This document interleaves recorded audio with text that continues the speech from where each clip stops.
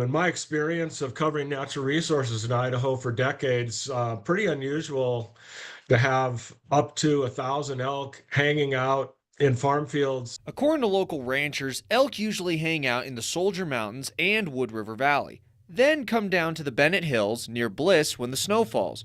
Normally during the winter, these farmers will see between 30 and 100 elk.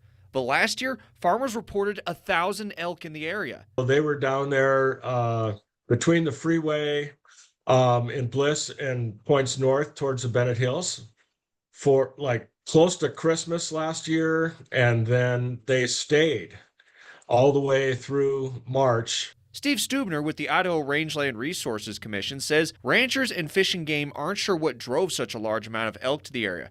Stubner says Fish and Game and ranchers think more recreation activity could be a factor.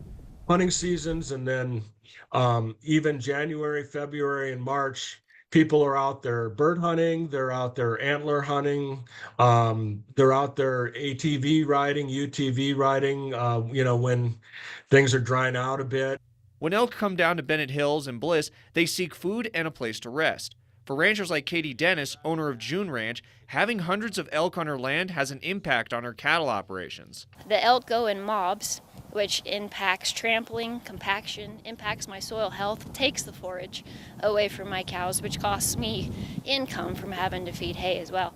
And then if there's any disturbance, then it affects my infrastructure as they wipe out the fences, because they don't just choose one fence to cross over, they move in a mob and can sometimes take out many feet of fence at one time. Dennis says last year she had enough hay reserves to feed her cattle, so she didn't lose any, and she's already stocked up for this winter. Due to the warmer temperatures, the elk are still in Soldier Mountains and the Wood River Valley for now. There are a few bull elk in the neighborhood right now, and they're doing fine. They're being pleasant and keeping their space. But when the weather does change and that big herd comes down, I know myself and the neighbors are very concerned. Stubner says the Idaho Department of Fish and Game is still discussing on how to address this issue, and the Rangeland Resources Commission is still keeping an eye on the situation. In Bliss, Ryan Hill, KMVT News.